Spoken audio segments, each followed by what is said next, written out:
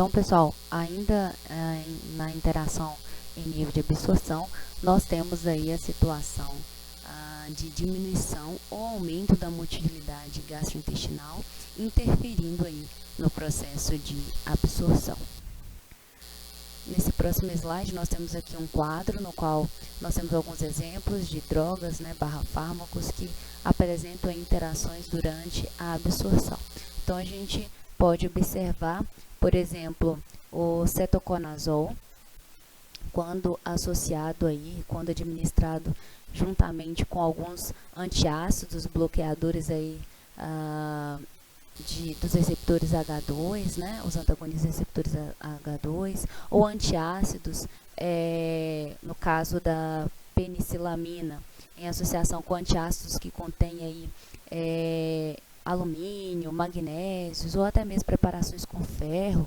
O que a gente pode observar? Que nessas duas situações, a gente tem uma redução da absorção devido aí à complexação, ou até mesmo a uma absorção reduzida devido aí a uma baixa dissolução, ok? Então, quando nós temos aí dois fármacos, dois compostos ou duas drogas, e quando uma aí consegue afetar a outra, essa interferência na absorção, como a gente já viu aqui, ela pode se dar por conta de uma precipitação ou por conta de uma até mesmo uma alteração de motilidade ou uma alteração de pH, tá? Então, esses exemplos vêm aqui para poder ilustrar, para poder mostrar como que, de fato, essas interações elas podem ocorrer. Um outro tipo de interação farmacocinética que nós temos aí são interações em nível de distribuição, certo? Então, em relação à distribuição, nós vimos que na corrente sanguínea nós temos aí a presença de proteínas plasmáticas. A proteína plasmática mais abundante que nós temos são, no caso, a albumina, Claro, eu já falei para vocês que não é a única proteína plasmática aí presente, mas pelo fato de nós termos aí uma alta quantidade de albumina na corrente sanguínea e também considerando que muitos dos fármacos, não todos, como a gente já mostrou lá nas aulas de farmacocinética, mas boa parte dos fármacos aí apresentam algum grau de ligação às proteínas plasmáticas, inclusive alguns à albumina, é um ponto extremamente importante e interessante de nós colocarmos aqui a nível de interação. Nós vimos que alguns fármacos podem deslocar outros fármacos das proteínas plasmáticas e isso resultar num aumento da concentração plasmática livre desse fármaco que foi deslocado. Então, esse tipo de interação ao nível de ligação plasmática, ele só assume aí uma importância clínica quando uma das drogas, no caso vamos colocar aí a primeira droga, ela se liga às proteínas plasmáticas de forma significativa. Vamos colocar aí, alguns autores vão colocar que quando essa afinidade de ligação é aí a partir de 85%.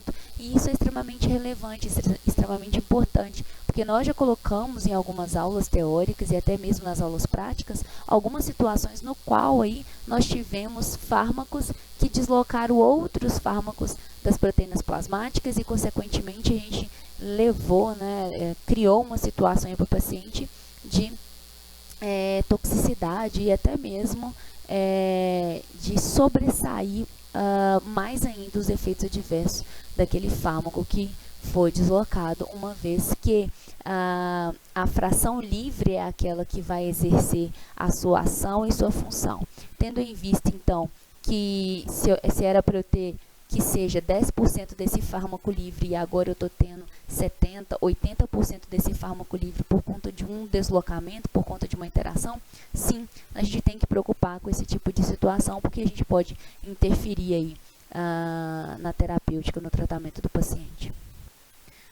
Dentro desse panorama, nas interações a nível de distribuição, nós temos aqui um quadro onde a gente tem alguns exemplos de interação de drogas por meio de deslocamento da sua ligação com as proteínas plasmáticas. Então, a gente poderia aí pegar, por exemplo, o último exemplo aqui, no caso das sulfonamidas, né? A sulfonamida sendo o fármaco aí deslocador e o fármaco deslocado sendo aí a tolbutamida. O excesso de tolbutamida livre a gente já viu nas aulas de farmacocinética, que pode resultar aí no paciente hipoglicemia, né? Então, alguns efeitos eles podem se sobressair e acabar tendo uma conotação de efeito adverso por conta do excesso de fármaco agora livre, né? Podemos dizer assim. Uma outra interação extremamente importante que a gente não pode deixar de colocar são as interações em nível de metabolismo. A gente viu que alguns fármacos eles são então considerados fármacos indutores enzimáticos, ou seja, aquele fármaco que é capaz de induzir o metabolismo, melhor dizendo, aquele fármaco então que é capaz de aumentar a quantidade de enzimas metabolizadoras, né? Incentivar a síntese de novas enzimas metabolizadoras e preservar a quantidade de enzimas metabolizadoras pré-existentes. Então, esses fármacos são considerados fármacos indutores do metabolismo. Já os fármacos inibidores do metabolismo, o próprio nome diz, eles inibem o metabolismo. Essa inibição ela pode ser de forma competitiva ou até mesmo não competitiva, e o fármaco aí que está sendo bloqueado, o seu metabolismo, consequentemente, apresenta aí um aumento da concentração plasmática por conta dessa inibição de metabolismo. Então, nós vamos pegar aqui um quadro no qual nós temos uma interação em nível de metabolismo por meio de fármacos considerados indutores enzimáticos. Então, vamos ver um aqui para a gente poder demonstrar. Vamos pegar aqui anticoncepcionais versus alguns fármacos de nível do sistema nervoso central, como por exemplo barbitúricos, carbamazepina, ou até mesmo antibiótico como a rifampicina.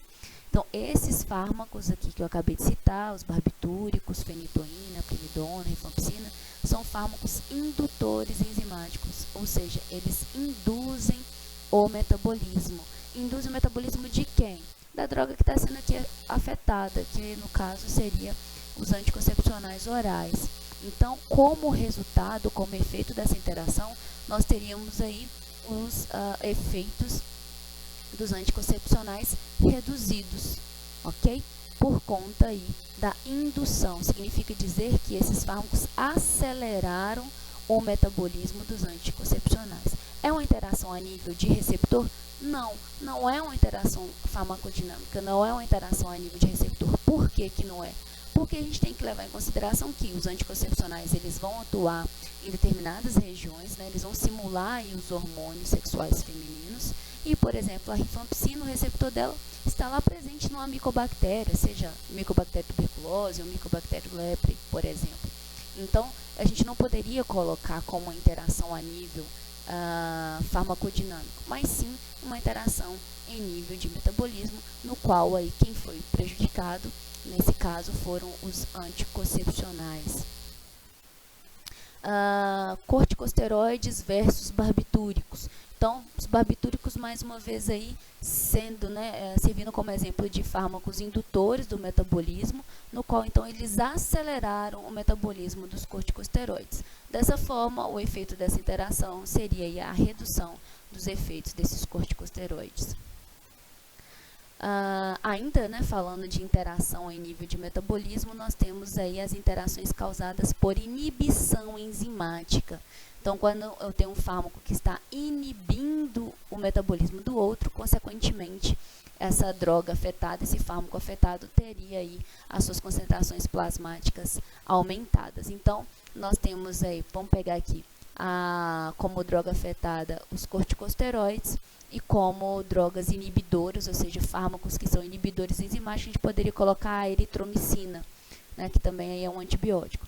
Então, quando esses dois fármacos são utilizados em conjunto, no caso aí a eritromicina estaria inibindo o metabolismo dos corticosteroides. Como resultado, como efeito dessa interação, nós teríamos aí os efeitos aumentados desses corticosteroides, podendo levar aí uma possível toxicidade, tá, pessoal? Então, quando nós temos aí uma inibição do metabolismo, consequentemente, a gente aumenta a concentração plasmática desses fármacos e, com isso, resulta em efeitos adversos. Um exemplo importante para colocar em relação a esse tipo de interação, que já foi muito utilizado, mas hoje não mais, né? Existem outros métodos melhores e mais eficazes, é a questão de inibir o metabolismo do etanol através do disulfiram. Né? Então, o etanol, se a gente for olhar os processos metabólicos, ele, né, dentro do seu metabolismo, o etanol, então, ele é metabolizado a acetaldeído por uma enzima denominada álcool-desidrogenase. Esse acetaldeído, então, é metabolizado pela acetaldeído desidrogenase e resultando nos metabólitos aí acetato, CO2 e mais água, né, que seria eliminado do organismo. Porém, utilizando o disulfiram, eles observaram que o disulfiram teria a capacidade de bloquear o metabolismo do acetaldeído. E com isso, esse bloqueio que o disulfiram faz, ele faz através bloqueando, né, a enzima acetaldeído desidrogenase. Dessa forma, a gente aumentaria, né, a quantidade de acetaldeído, que seria aí um metabólito intermediário do etanol.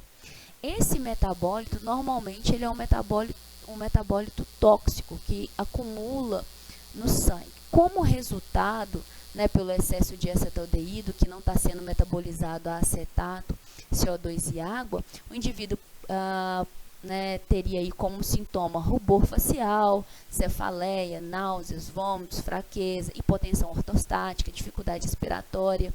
E esses efeitos aí poderiam durar de 30 minutos até várias horas, seguidos aí de exaustão e fadiga. E aí vocês me perguntam por que de utilizar então um disulfiram para bloquear o metabolismo do etanol. Infelizmente, né, essa era uma das formas antigas de tentar tratar o alcoolismo, né? Então, para fazer com que o indivíduo não tivesse, vamos dizer assim, nojo ou uma aversão ao álcool, era uma forma então de fazer com que esse indivíduo ele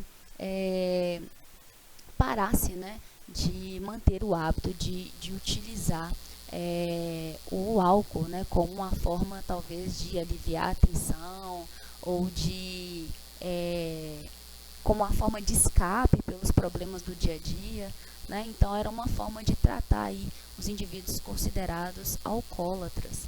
Então o disulfiram foi um método bastante utilizado. Hoje não mais, ele ficou obsoleto.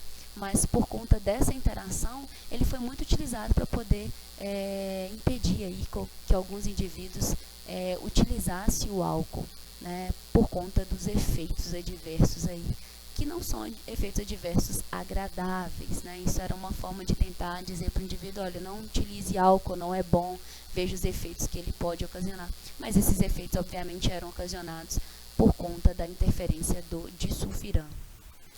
E por último, dentro das interações farmacocinéticas, nós temos aí as interações em nível de excreção. Então, a excreção ela também pode sofrer, né, influência, pode sofrer interferências aí, quando a gente tem dois fármacos que conseguem interferir, afetar a interação do outro fármaco dentro do organismo. Então, um exemplo que a gente tem aí de situações, a gente pode ter fármacos que podem bloquear as bombas presentes lá nos túbulos renais, ou até mesmo fármacos que possuem aí capacidade de alterar o pH e, consequentemente, facilitar a excreção de determinados fármacos. Mas vamos pegar aí dentro do quadro 23.7 interações aí devidas a alterações no transporte renal.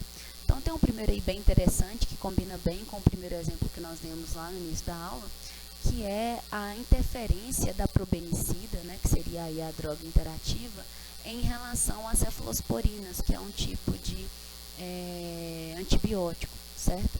Que inibe aí a parede das bactérias, como nós vamos ver aí mais à frente.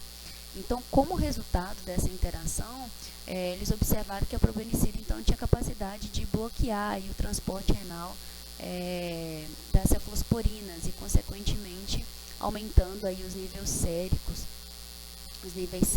da probenicida, os níveis séricos da cefalosporina, né, uma vez que a probenicida teria capacidade de bloquear, né, um dos transportadores, como eu mostrei para vocês lá no início da aula.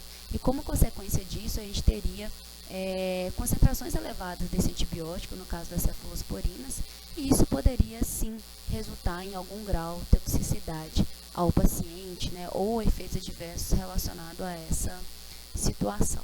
E por último, pessoal, nós teríamos aí as interações farmacodinâmicas. Como a gente viu na nossa última aula teórica, nós temos aí algumas interações farmacodinâmicas e essas interações bem mais, vamos dizer assim, mais evidenciadas quando a gente tem aí o antagonismo no mesmo local, ou seja, no mesmo receptor.